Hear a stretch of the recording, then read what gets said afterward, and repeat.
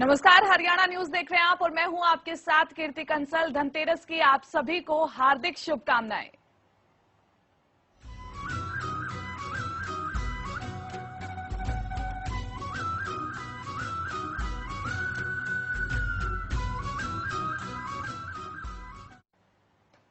तो आज हम धनतेरस मना रहे हैं। धनतेरस यानी कि दीपावली का आगाज, और आज ही के दिन मां लक्ष्मी की कृपा आप प्राप्त कर सकते हैं। वो कैसे, ये जानने के लिए सबसे पहले आपको रूबरू करा देती हूँ। स्टूडियो में हमारे साथ मौजूद खास मेहमान पंडित इंद्रजीत कश्यप जी से। बहुत बहुत स्वागत है पंडित जी आपका। जी नमस्कार। तो चलिए आज सबसे पहले जान लेते हैं कि धनतेरस का महत्व क्या है, क्यों धनतेरस मनाई जाती है और इसके पीछे क्या कुछ कहानी है। सबसे पहले मैं सभी दर्शकों को धनतेरस की ढेर सारी शुभकामना देना चाहता हूं। धनतेरस जब हम बात करते हैं तो सबसे पहले आता है धन, और धन समझते ही लोगों के मन में आ जाता है जो धन की बात करते हैं, पैसे की बात करते हैं। लेकिन यहाँ पे महत्व कुछ और है। धन का मतलब है, देखिए यदि हम लक्ष्मी की भी बात करते हैं तो 8 प्रकार के लक्ष्मी की, अष्ट लक्ष्मी की बात की गई है। लोग लक्ष्मी मतलब पैसा, हर कुछ में केवल पैसे की बात करते हैं। पैसे से मतलब नहीं है। यहाँ है धनतेरस। धनतेरस धनवंतरी जयंती के उपलक्ष्य में मनाया जाता है। धनवंतरी की पूजा होती है। धनवंतरी आरोग्यता के देवता हैं, वैद्य हैं। धनवंतरी की पूजा हम इसमें खास करके करते हैं। उसका कारण क्या है? जो धनवंतरी आयुर्वेद लेके कलश के साथ उनका जन्म हुआ था, समुद्र मंथन में उनका जन्म हुआ था, और इस वजह से हम धनवंतरी का जयंती मनाते हैं, धनतेरस मनाते हैं। कारण क्या है? धनतेरस, पहला धन निरोगी काया। सबसे बड़ा धन, सबसे पहला धन जो कहा गया है, स्वस्थ शरीर को कहा गया है, वह हमारा धन है। इस वजह से हम धनवंतरी, देखिए ध्यान दीजिए, यह 5 दिनों का त्योहार होता है। सबसे पहले हम बात करते हैं धनतेरस की, उसके बाद आता है नरक चतुर्दशी, फिर आपको दीपावली, दीपावली के बाद आता है गोवर्धन पूजा, और गोवर्धन पूजा के बाद फिर आ जाता है आपको भैया दूज। देखिए ध्यान दीजिए, चारों में सब में यदि आप देखेंगे तो केवल और केवल स्वास्थ्य और धन, धन भी, स्वास्थ्य भी एक धन है। तो इसी की हम चर्चा करते हैं। तो इसमें हम बात करेंगे आज धनवंतरी के विषय में बात करेंगे, कैसे पूजा करनी चाहिए इसके विषय में भी हम चर्चा करेंगे, और कैसे उत्पत्ति हुई उसके विषय में भी चर्चा करेंगे। जी चलिए, तो आज भगवान धनवंतरी की पूजा की जाए। आज का दिन बेहद ही शुभ है, क्योंकि आज के दिन न सिर्फ आप धन पालेंगे बल्कि स्वस्थ धन भी आप पालेंगे। कि आज आपकी जो स्वस्थ होंगे, आज आप बहुत ज्यादा स्वस्थ होंगे, क्योंकि भगवान कुबेर की अगर आज आप पूजा करेंगे तो विशेष आशीर्वाद आज आपको प्राप्त होगा। किस तरह से कुबेर की पूजा की जाए ताकि मां लक्ष्मी की कृपा भी आप पर बनी रहे और कुबेर भी आप पर अपनी कृपा बरसाते रहे। बिल्कुल। धनवंतरी के साथ हम जो आज करते हैं, सबसे पहले देखिए गणेश की भी बात होती है। गणपति जी, लोग बस केवल यही जानते हैं जो किसी भी पूजा में सबसे पहले गणपति की पूजा होती है, तो वो होती है, एक ये विधान है, यह एक मान्यता है। परंतु गणपति जी क्या है? गणपति जी बुद्धि के देवता है। 2 काम होता है। गणपति की पूजा यदि हम पहले करते हैं तो सबसे पहले हमें बुद्धि प्राप्त होती है, धन कमाने की बुद्धि प्राप्त होती है, प्रेरणा मिलता है, हमें धन कमाने की प्रेरणा मिलती है। और जब धन कमा लेते हैं, जब बहुत ज्यादा धन आ जाएगा तो वह अहंकार का काम करने लगेगा और हमारा विनाश हो जाएगा। इसलिए उस धन का सदुपयोग कैसे करेंगे, इस वजह से भी गणपति की फिर पूजा होती है। यानी गणपति की पूजा होती है।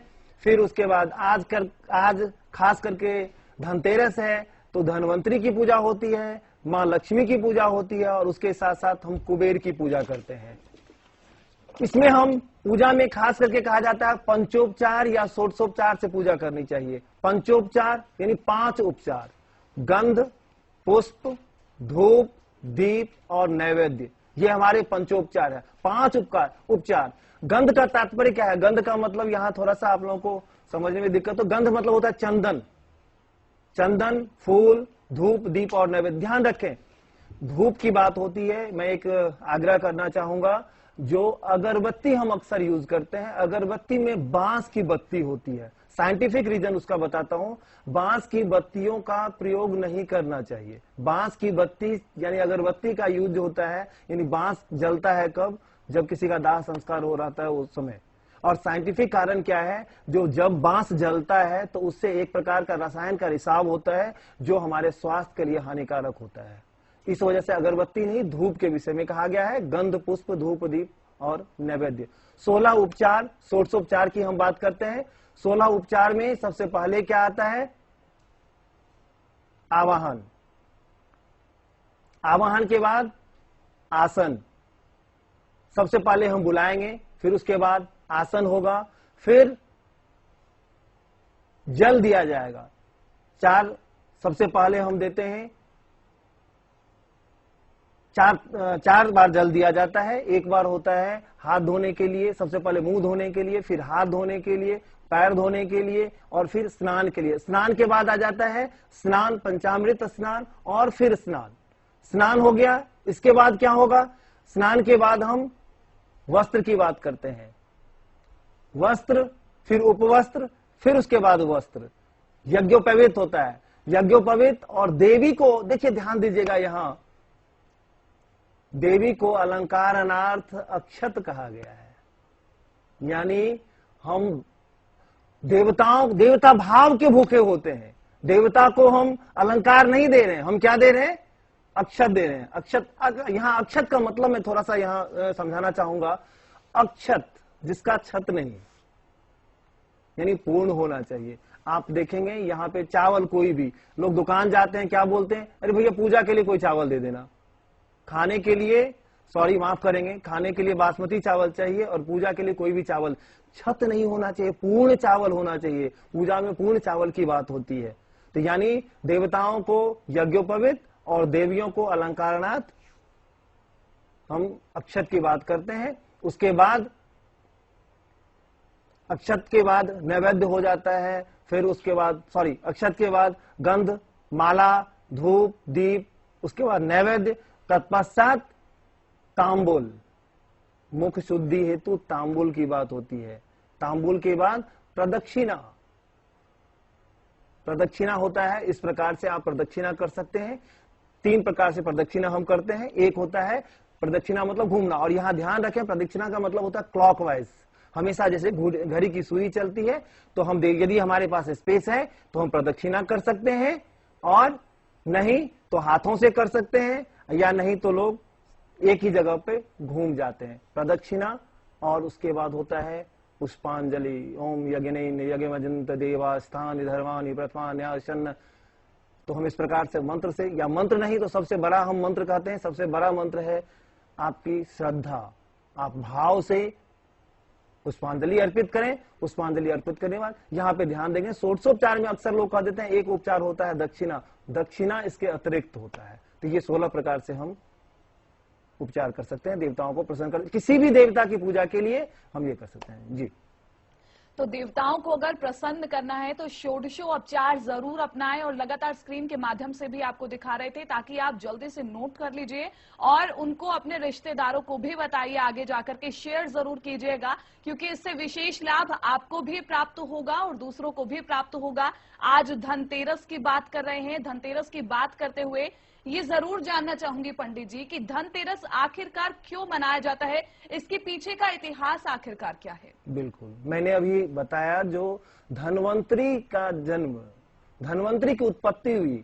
मैं एक चीज और बताता हूँ, जैसे लोग अक्सर बात करेंगे, बोलेंगे जो दीपावली होता है, ये 5 दिनों का जो त्योहार है उसमें आप देखिएगा दीपावली होता है। तो दीपावली में भी लोग क्या करते हैं, जो लक्ष्मी की पूजा करते हैं। ठीक है, यदि आप पूछिए जो लक्ष्मी की पूजा क्यों करते हैं तो आश्चर्य लगेगा, तो जवाब नहीं है।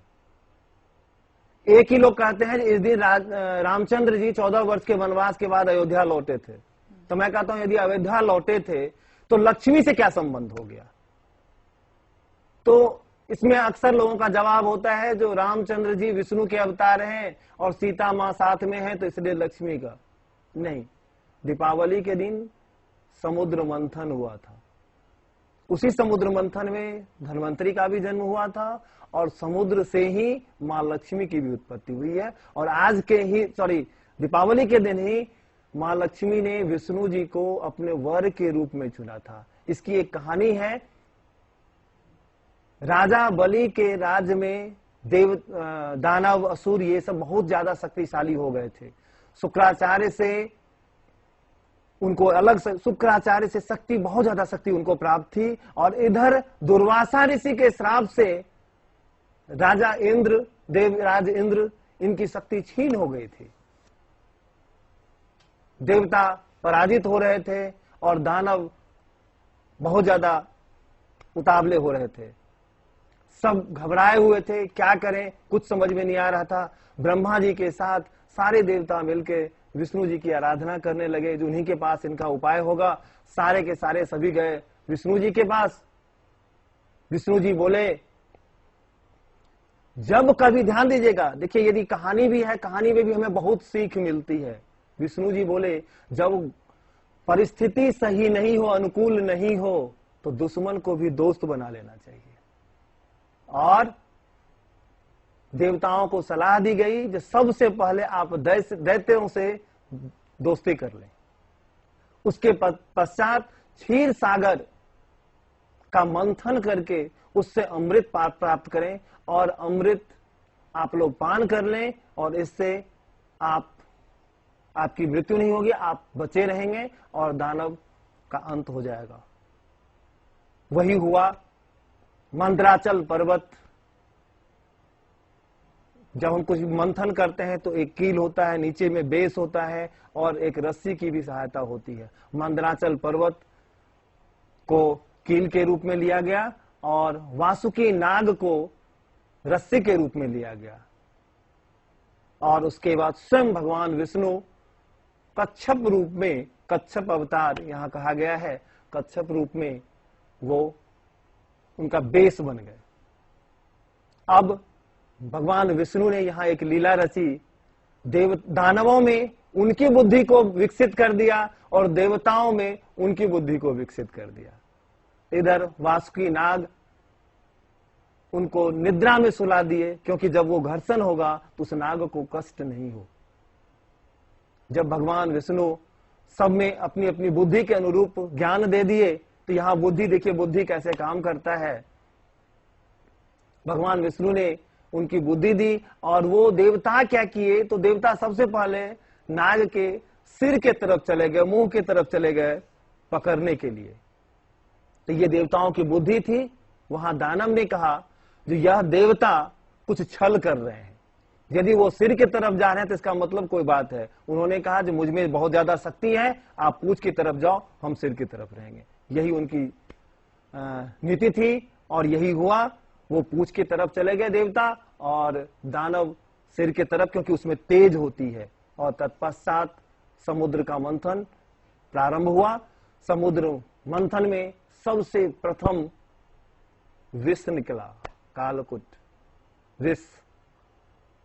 अब विष के तेज से देवता और दानव सभी परेशान हो गए।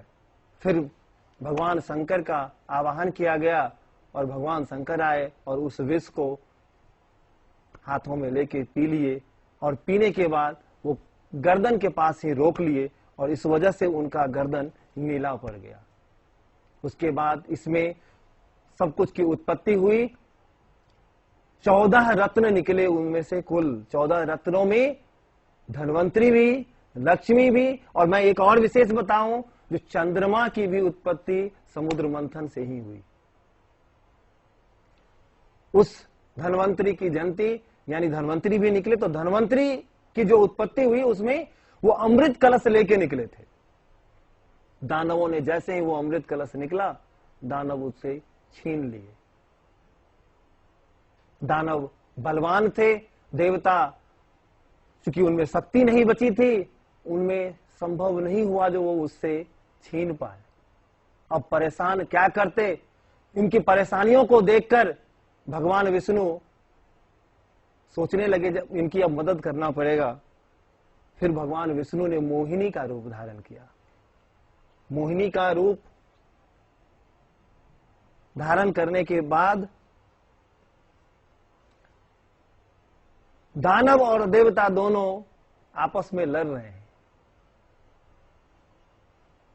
इस ऐसा रूप था जो भगवान शंकर, जो कि कामदेव तक उनको नहीं लुभा पाए और कामदेव तक भस्म हो गए थे, भगवान शंकर भी उनकी ओर देखने लगे। देवता और दानव सारे के सारे उनकी तरफ देखने लगे और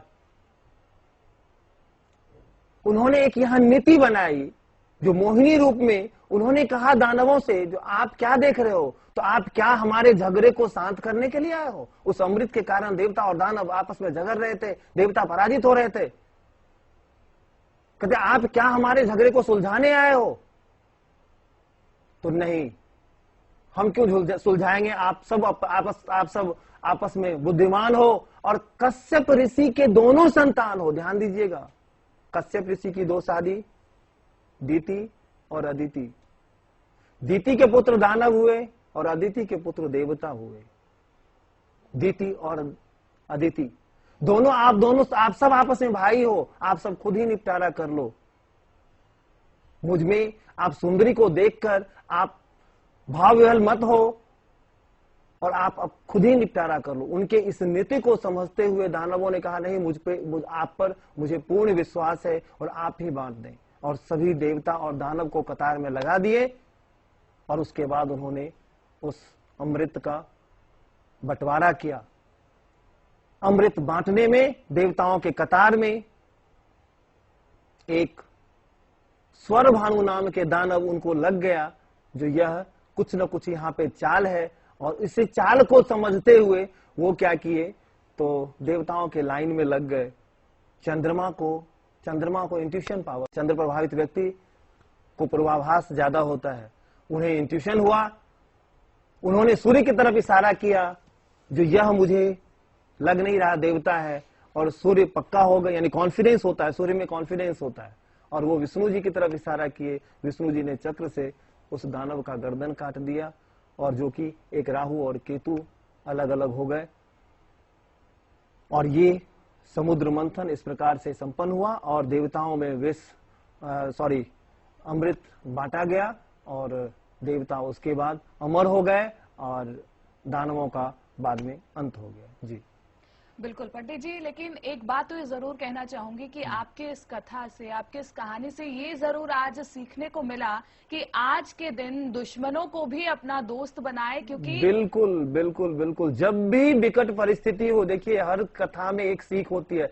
जब भी कभी कोई विकट परिस्थिति हो तो कहा गया है दुश्मन को भी दोस्त बना लो और काम निकालो। बिल्कुल, आज जो तमाम दर्शक ये कार्यक्रम देख रहे हैं वो ये जरूर जानना चाहेंगे कि आज के दिन जिस तरह से कहा जाता है कि सोने चांदी की खरीदारी की जाए, लेकिन वो विशेष चीज क्या है सोने चांदी में बिल्कुल बता, कि तिजोरी को मजबूत रखा जा सके? बिल्कुल सही। देखिए आज के दिन आपको सबसे बेहतर है चांदी खरीदना।